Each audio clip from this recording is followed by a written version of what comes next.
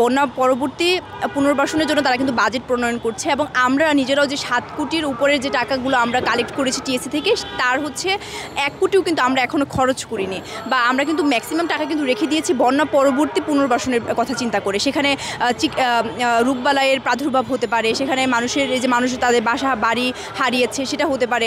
তাদের নিজেদের কর্মসংস্থান হারিয়েছে, তাদের কর্মসংস্থানের একটা ব্যবস্থা করে দেওয়ার ব্যাপার, মানে তাদের পুনর্বাসনের পুরো ব্যাপারটাকে মাথায় রেখে কিন্তু আমরা আমাদের ওই টাকার ব্যাপারটা কিন্তু আমরা রেখে দিয়েছি এবং সেটার পরিকল্পনা কিন্তু আমাদের মাথায় আছে। এবং আমরা এই যে মেডিকেল টিমের কথা বললাম তারা কিন্তু অবশ্যই সোচ্চার এবং তারা সেই সময়টাতে অবশ্যই ভূমিকা পালন করবে এবং আমরা বর্তমানে আমাদের যে ত্রাণ প্যাকেজের ভেতরে কিন্তু আমাদের প্রয়োজনীয় মেডিসিন কিন্তু তাদের কাছে চলে যাচ্ছে এবং পরবর্তীতে যে ব্যাপারগুলো পানিবাহিত রোগ থেকে শুরু করে চর্মরোগ, তো সেই ব্যাপারগুলোকে আমরা অবশ্যই দেখব।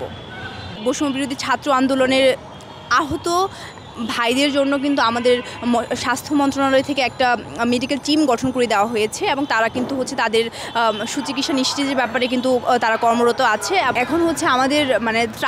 গণত্রাণ গ্রহণ কর্মসূচি কিন্তু এখনও চলছে, আমরা কিন্তু হচ্ছে টাকা উত্তোলন করছি, কিন্তু এখানে আমাদের যে ফেব্রিক্সের যে ব্যাপারটা সেটা কিন্তু এখন আপাতত আমরা নিচ্ছি না, কারণ এটা রাখারও একটা ব্যাপার। আমাদের টিএসসি পুরো ভরে গিয়েছে, আমাদের টিএসসি বাদে আমাদেরকে জিমনেশিয়াম ইউজ করতে হচ্ছে, তো আমরা আসলে জামা কাপড় চাচ্ছি না এখন গতকাল থেকে যেহেতু আমরা হচ্ছে কুমিল্লার 4টা উপজেলায় আমরা গণরান্না কর্মসূচি চালু করেছি এবং আমরা বিভিন্ন জেলার বিভিন্ন উপজেলায় আমরা রান্না কর্মসূচিটা চালু করব, তো এখন আমরা চাচ্ছি যে রান্না বান্না করার জন্য যে প্রয়োজনীয় সামগ্রী যেটা দরকার সেটা আপনারা নিয়ে আসতে পারেন, সেটা আপনারা দিতে পারেন স্বেচ্ছায় যদি আপনারা চান। আর আমরা বলবো যে ওষুধপত্র এটা তো হচ্ছে মানুষের খুবই প্রয়োজনীয় জিনিসপত্র, মেয়েদের স্যানিটারি ন্যাপকিন, তারপরে হচ্ছে খাবার পানি, এইসব জিনিস। আর আমি বলবো যে আপনারা যদি চান তাহলে হচ্ছে আমরা যে মোমবাতি যেটা দিচ্ছি সেটা কিন্তু খুব বেশি মানে কার্যকরী না, তো আপনারা টর্চ লাইটের 2টা ব্যাটারি সহ টর্চ লাইট দিতে পারেন, যেটা মানুষ খুবই উপকৃত হবে। ত্রাণের যে কর্মসূচিটা সেটা কিন্তু এখনও চলছে এবং আমাদের ভলেন্টিয়ার যারা যাচ্ছে সেখানে এবং স্বেচ্ছাসেবক যারা আছে তারা কিন্তু হচ্ছে গুগল ম্যাপ দেখে বা আমরা সেখানকার লোকাল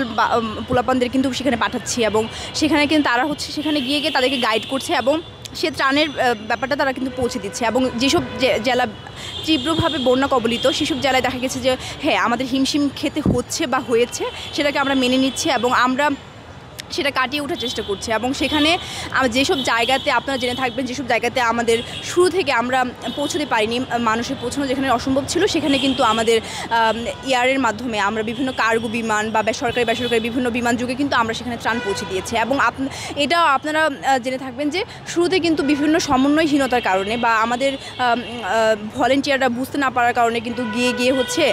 এক জায়গায় হচ্ছে ত্রাণ দিয়ে আসতো, কিন্তু পরে আমরা জানতে পেরেছি যে সেখান থেকে বিভিন্ন সিন্ডিকেটের মধ্যে মানুষ পড়ে যাচ্ছে ছিল, তো সেখান থেকে কিন্তু এখন প্রত্যেকটা নৌকা নিয়ে ছোটো ছোটো ডিঙি নৌকা নিয়ে কিন্তু প্রত্যেকটা বাড়িতে গিয়ে তারা হাতে ত্রাণ পৌঁছে দিচ্ছে যতটা সম্ভব পারছে। তীব্র বন্যা কবলিত এলাকায় সেখানকার পরিস্থিতি আসলেই ভয়াবহ, তো অনেক সময় দেখা যায় যে এই যে গুগল ম্যাপ ইউজ করে ঠিকঠাক লোকেশন তারা জানতে পারছে না, তো আবার নেটওয়ার্কের ইস্যু আছে, তো সেই সব জায়গাতে আমরা একটু আমাদের একটু বেগ পেতে হচ্ছে। আর শুনিয়ে বিভাগে পড়ছে তাদের জন্য আপনাদের কিছু করণীয় আছে? আসলে আমাদের মানে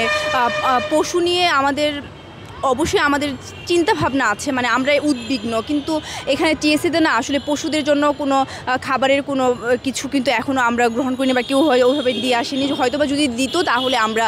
সেটা হচ্ছে পৌঁছে দিতাম। তো আমরা জেনেছি যে বিভিন্ন আশ্রয়কেন্দ্রের আশেপাশে যেখানে গবাদি পশুদের রাখা হয়েছে সেখানে ব্যক্তি পর্যায়ে বিভিন্ন স্বেচ্ছাসেবী সংগঠন সেখানে গিয়ে তাদেরকে ওই পশুদের খাবার সংস্থান করছে, তো কিন্তু আমরা আসলে টিএসসি থেকে বা ছাত্রদের পক্ষ থেকে বা গণমানুষের পক্ষ থেকে সেটা কিন্তু আমরা পাঠাতে পারছি না সেখানে।